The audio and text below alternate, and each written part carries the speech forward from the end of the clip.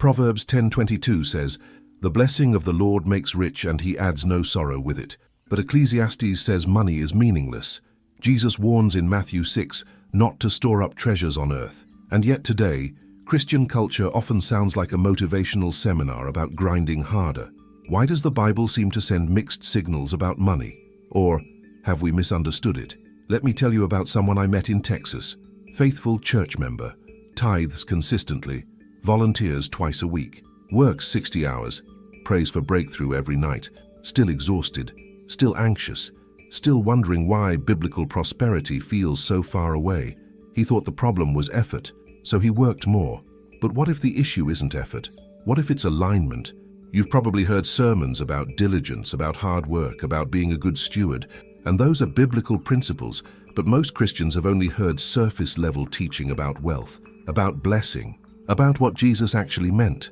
Very few sermons go back to the original Hebrew, very few explain the Greek, very few address how American hustle culture has quietly shaped modern Christianity. And if you're honest, maybe you've felt that tension. You've prayed, you've worked, you've tried budgeting, side businesses, extra shifts, you've listened to Christian financial advice, and still something feels off. Maybe you've wondered, if God blesses obedience, why am I burning out? Here's what most pastors never explain. In Hebrew, the word translated as blessing in Proverbs 10:22 carries a meaning far deeper than income. It implies empowerment, capacity, divine enablement, not frantic striving. And the Greek word Jesus uses in Matthew 6 when he says, "These things will be added to you," does not imply chasing. It implies positioning. That changes the entire framework. Because if prosperity in Scripture is additive, not extracted, then hustle culture may not just be incomplete. It may be misleading. And in this video, we're not skimming the surface. We're going to uncover the hidden meaning of Scripture about wealth, what Jesus actually taught about provision, how biblical prosperity differs from American productivity culture, and why so many faithful believers are exhausted. By the end of this, you will never read certain verses about money the same way again. But more importantly, you may realize that what you've been calling faith has actually been fear dressed up as discipline. Let's go deeper. If you're the kind of believer who wants more than motivational sermons, if you care about the hidden meaning of Scripture, the original Hebrew, what Jesus actually said about wealth and provision, take a second and hit like, not for me, but because it signals that deeper biblical conversations still matter. And YouTube pays attention to what serious viewers engage with early. There's a moment in Scripture that most Christians read too quickly. It's Genesis 39.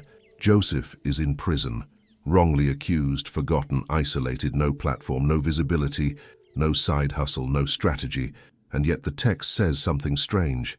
The Lord was with Joseph, and he prospered. Genesis 39:2. Prospered? In prison? That doesn't fit our modern definition of biblical prosperity.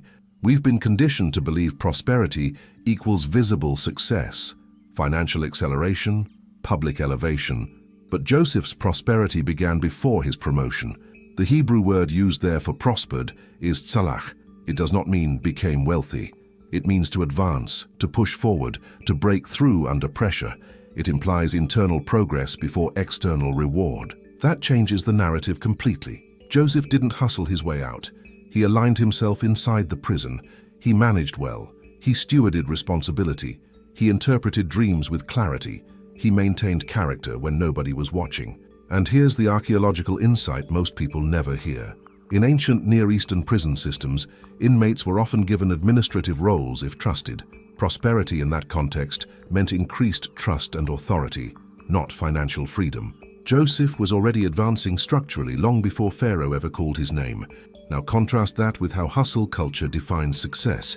In modern America, prosperity is measured by output, by visibility, by speed. But in Scripture, prosperity begins with positioning.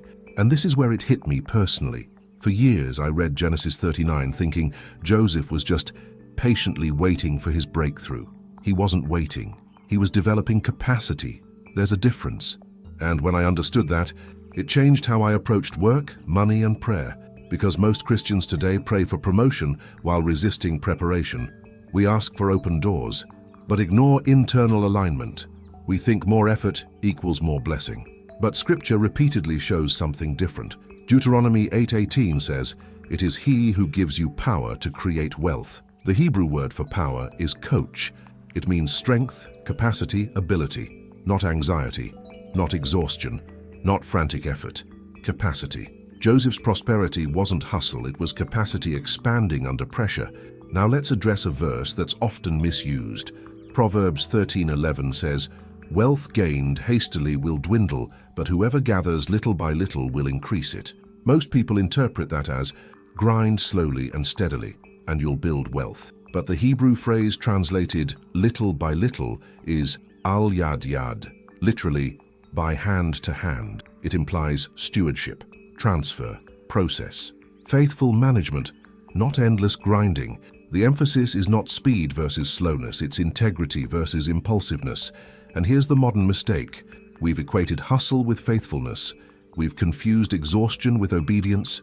We've assumed that if we're not constantly accelerating, we're falling behind. But Joseph's story proves something radical. You can be aligned and unseen. You can be positioned and uncelebrated. You can be prospering and not yet promoted. That revelation changed how I viewed my own seasons of obscurity. It changed how I handled financial delay, career transitions, moments where prayers felt unanswered. Because prosperity in Scripture is structural before it's visible, and hustle culture doesn't understand structure. It understands speed, so let me say this clearly. You've probably believed Genesis 39 meant Joseph was financially thriving in prison. It never did. It meant he was becoming the kind of man who could carry abundance without being destroyed by it, and that's a completely different kind of prosperity. There's a tension in Scripture that confuses a lot of sincere believers. On one hand, 1 Timothy 6:10 says, "The love of money is the root of all kinds of evil." On the other hand, Deuteronomy 8:18 says, "God gives power to create wealth." Ecclesiastes calls wealth vanity. Yet Abraham was extremely wealthy in livestock, silver, and gold. Genesis 13:2. Jesus tells the rich young ruler to sell everything. Yet he never told Zacchaeus to give away all his possessions, only what was unjust. So which is it? Is wealth dangerous? Or is it divine? This is where many Christians get stuck, not because they lack faith, but because they lack context. Most contradictions in Scripture dissolve when you examine language, audience, and culture. Take 1 Timothy 6:10. It does not say money is evil. It says the love of money is. The Greek word used there is philargyria, meaning an obsessive attachment to silver. It describes disordered affection, not financial increase. Now consider Ecclesiastes. When Solomon calls wealth meaningless, the Hebrew word is hevel. It means vapor, temporary, fleeting. He is not condemning wealth. He is condemning identity rooted in temporary things. The issue isn't possession, it's position. And this misunderstanding has trapped many believers.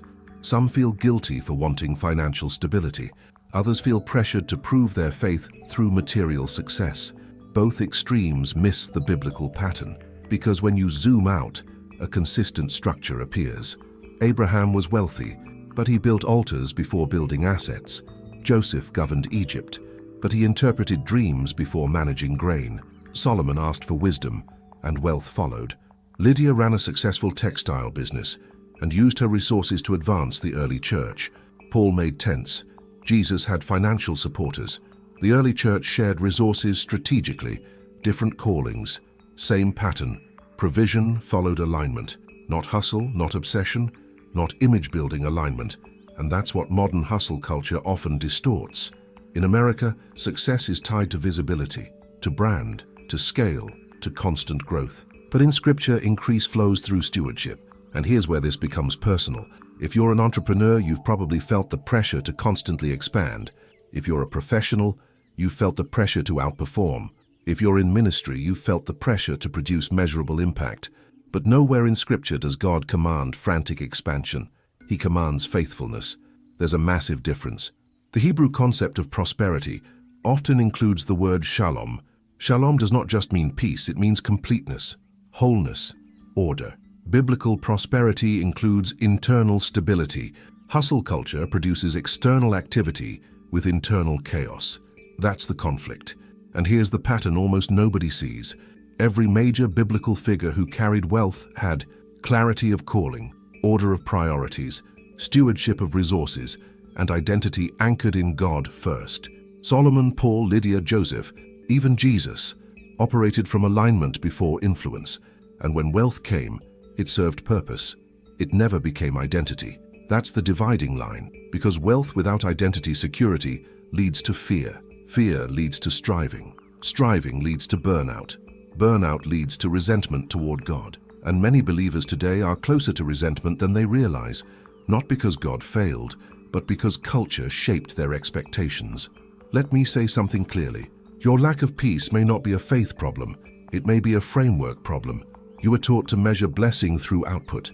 Scripture measures blessing through order. You were taught acceleration equals favor. Scripture shows favor often begins in obscurity. And once you see this pattern, you can't unsee it, because Solomon, Paul, Lydia, and even Jesus demonstrated the same structure. Seek alignment, establish identity, practice stewardship, let provision follow purpose. That pattern is buried under tradition, but it's consistent from Genesis to Acts, and if you miss that pattern, you'll either chase wealth in fear or reject wealth in guilt. Both are distortions. Biblical prosperity is neither hustle nor avoidance. It's alignment under covenant.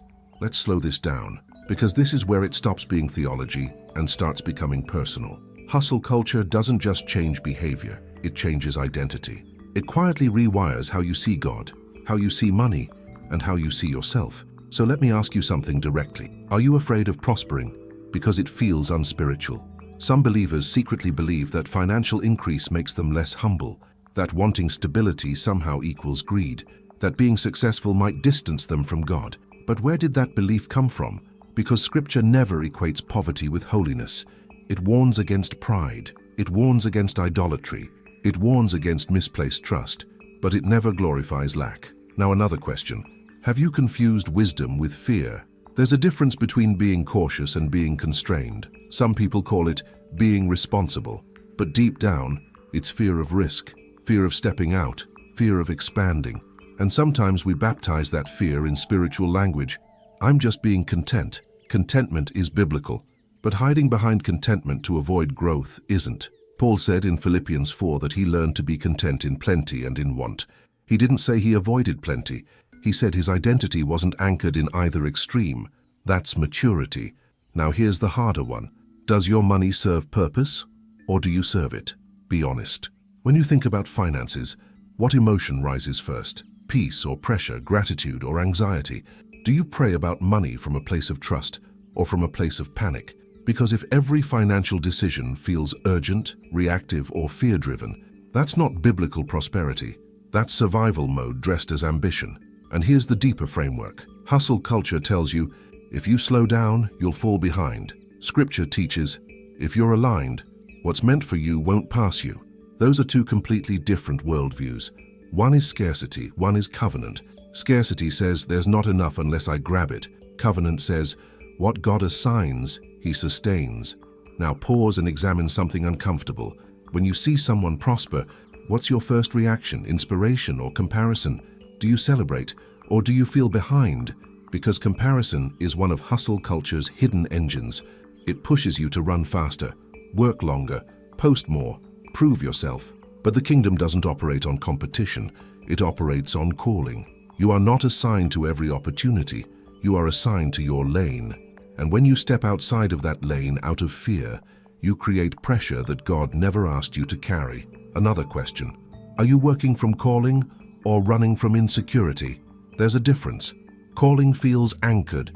Insecurity feels urgent. Calling is steady. Insecurity is frantic. Calling builds patiently. Insecurity demands proof. Which one has been driving your decisions lately? Because many believers are not burned out from obedience. They're burned out from misalignment. They've confused movement with momentum, activity with assignment, visibility with value. And when exhaustion sets in, they assume their faith is weak. But sometimes the problem isn't faith, it's framework. So let me ask you this clearly. If God removed comparison from your life, would you still be chasing what you're chasing? If no one saw your progress, would you still build what you're building?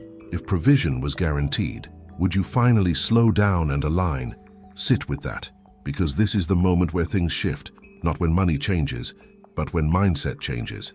And I want you to answer honestly. Which of these questions hit you the hardest? Was it fear of prospering? Was it insecurity driving decisions? Was it comparison? Was it anxiety disguised as diligence? Drop it in the comments. I actually read them. And your responses shape what we go deeper into next. Don't give me a polished answer. Give me the real one. Because breakthrough doesn't begin with hustle. It begins with honesty. Let's bring this full circle. Today we uncovered something most Christians were never taught. Joseph prospered in prison before he was promoted. Solomon received wealth after asking for wisdom. Lydia operated in business without guilt. Jesus warned against misplaced trust, not responsible increase. We confronted the confusion between hustle and alignment, between fear-driven striving and covenant-based positioning, between productivity culture and biblical prosperity. And maybe for the first time, you realized something uncomfortable. Exhaustion is not always obedience. Acceleration is not always favor, and movement is not always momentum. If you're still here, that tells me something about you. You're not casual. You're not just looking for motivational content. You're someone willing to question assumptions, someone willing to examine scripture beyond surface-level preaching, someone willing to confront cultural influence inside the church. That's rare, and it matters, because transformation doesn't happen when information increases. It happens when framework shifts. And if your framework just shifted, even slightly, your next decisions will look different. Your prayers will sound different. Your work rhythm may feel different. Your relationship with money may feel lighter. Not because you're doing less, but because you're aligning more. Now here's where it gets even more interesting. There's a verse many believers quote that seems to suggest God blesses poverty. A verse often used to imply that financial struggle is somehow spiritually superior. But when you examine the original language, when you study the historical context, when you compare it with the full pattern of Scripture, it reveals something almost no one talks about, and that's exactly what we're breaking down next. The 7 hidden signs that your financial breakthrough is already aligned. Not hype, not emotional manipulation, but observable biblical patterns that show up again and again, from Genesis to the early church. And here's the tension. What if breakthrough doesn't begin when money appears, but when alignment is already in motion? In the next video, we'll examine the subtle indicators that shift before provision does. Some of them might already be happening in your life, and you haven't recognized them. So if you're serious about going deeper, don't treat this as a one-off watch. Continue the journey, because prosperity in Scripture isn't random. It's patterned. And once you see the pattern, you stop hustling, and you start aligning.